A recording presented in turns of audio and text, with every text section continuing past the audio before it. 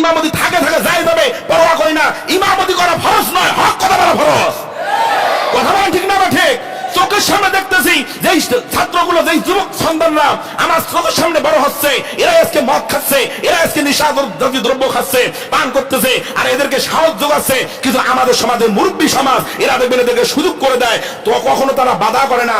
যখন যা আপনার কাছে বলবে চাচা কি ভাই কি জ্যাঠো একটা সিগারেট দে, একটা মদ ইয়া দে, তখন আপনার উচিত ছিল একটা থাপ্পড় দেওয়া, এই বেয়াদব তোর বাবা আমার সামনে নেশা করার সাহস পায় না, আর তার ছেলে হয় তুই আমার কাছে সিগারেট চাস, আমার কাছে বিড়ি চাস, এইরকম করে শাসন করার দরকার ছিল। কিন্তু তা করে না, 2-3 টাকা একটা সিগারেট বিক্রি করে লাভ পায়, এই লাভের জন্য এই সন্তানগুলোকে আজকে নষ্ট করতেছে। আজকে দেখেন বাধ্য হয়ে পিতা বাধ্য হয়ে সন্তানকে আজকে হত্যা করতে পর্যন্ত দ্বিধা করতেছে না। কথা বলেন ঠিক না বা ঠিক? আপডেট নিউজ, ঢাকা গাজীপুরের ঘটনা। আমার বন্ধু শুনে আশ্চর্য হবেন, যেই বাবা কোলে পিঠে করে মানুষ করে নিজে না খাওয়াইয়া সন্তানকে খাওয়ায়, মুখের মধ্যে খাদ্য তুলে দেয়, সেই বাবা কতটা অসহায় হলে, সেই বাবা কতটা লাঞ্ছিত হলে, সেই বাবা কতটা কষ্ট পেলে, সেই বাবা কতটা আঘাতপ্রাপ্ত হলে নিজের হাতে নিজের কলিজার টুকরা সন্তানকে কুড়াল দিয়া কুপাইয়া কুপাইয়া দুনিয়া থেকে বিদায় করতে পারে। ঢাকা গাজীপুরের ঘটনা।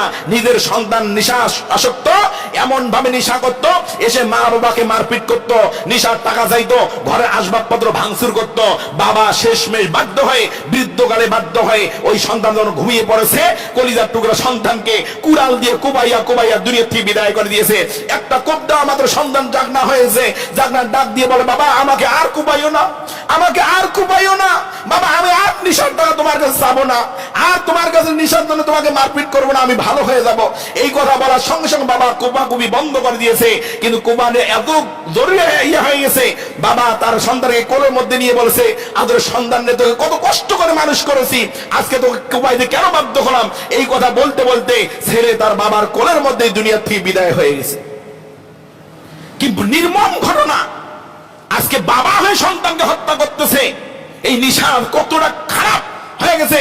আমাদের মসজিদ কমিটি চেষ্টা করতেছে এলাকাকে মাদক মুক্ত করার জন্য, নেশা মুক্ত করার জন্য, কিন্তু কিছু কুলাঙ্গার আছে, এরা রমজানকে সম্মান করে না, রমজানের নেশাগ্রস্ত হয়ে মাতাল হয়ে যায়।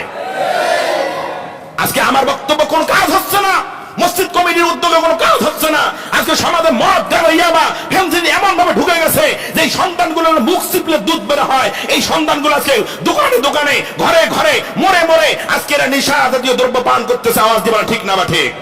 এই সন্তান, আপনার সন্তান কার সাথে চলাফেরা করে, কার সাথে কোথায় যায়, কি করে একটু চিন্তা ভাবনা করেন। এই সন্তান 2 দিন পর আপনাকে মারপিট করবে নেশার টাকার জন্য। টাকা দে নইলে জীবন দে।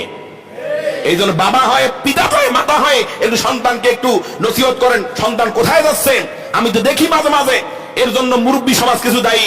আমি হক কথা বলতে দ্বিধাবোধ করি না, চাকরি ভয় করি না, কখনো করি না। আমার ইমামতি থাকে থাকে যাই যাবে পরোয়া করি না।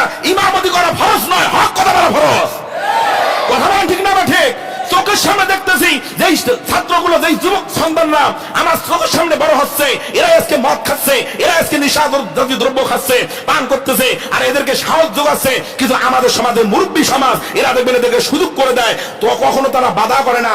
যখন যা আপনার কাছে বলবে চাচা কি ভাই কি জ্যাঠো একটা সিগারেট দে, একটা মদ ইয়া দে, তখন আপনার উচিত ছিল একটা থাপ্পড় দেওয়া, এই বেয়াদব তোর বাবা আমার সামনে নেশা করার সাহস পায় না, আর তার ছেলে হয় তুই আমার কাছে সিগারেট চাস, আমার কাছে বিড়ি চাস, এইরকম করে শাসন করার দরকার ছিল।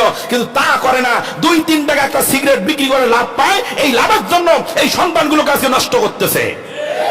এই জন্য নেশা এত জঘন্যতম নেশা, নেশা সরাসরি আল্লাহ হারাম করে দিয়েছেন কোরআন আয়াত দ্বারা। সেই নেশাকে আপনি আমি প্রমোট করতেছেন, আর মনে করছেন আপনি রমজানের রোজা রেখে আপনি মনে করেন পরহেজগার হয়ে যাবেন। না, অন্যায় করা যেমন পাপ, অন্যায়কে সহযোগিতা করা, অন্যায়কে সমর্থন করা ডাবল পাপ। এই জন্য আল্লাহ তাআলা বুঝ দান করো আমাদের মুরব্বী সমাজকে, এলাকাকে, শুধু এই এলাকার নয় গোটা পৃথিবীতে, গোটা বাংলাদেশে আজকে একই অবস্থা। এই জন্য মাননীয় প্রধানমন্ত্রীকে আমরা অনুরোধ করব, বাবা হয়ে সন্তানকে হত্যা করলো, এটা দৃষ্টান্ত নজির হিসেবে নিয়ে অনতি বিলম্বে এই মদ সহকারে যত নেশা জাতীয় দ্রব্য আছে সবগুলো সমাজ থেকে নির্মূল করার, মূলোৎপাটন করার উদ্যোগ গ্রহণ করতে হবে, করতে হবে, করতে হবে। কথা বলেন ঠিক না বা ঠিক?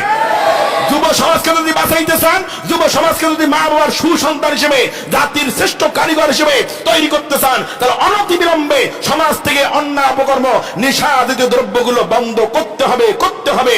নইলে সামনের দিন এমন ভয়াবহ আসবে, বাবা হয় সন্তান হত্যা করতেছে, কয়েকদিন পর সন্তান হয়ে মা বাবাকে হত্যা করবে।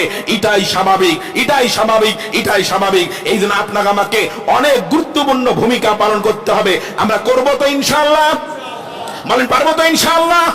ইনশাআল্লাহ আল্লাহ আমাদের কবুল করুক। বলেন আল্লাহুম্মা আমিন।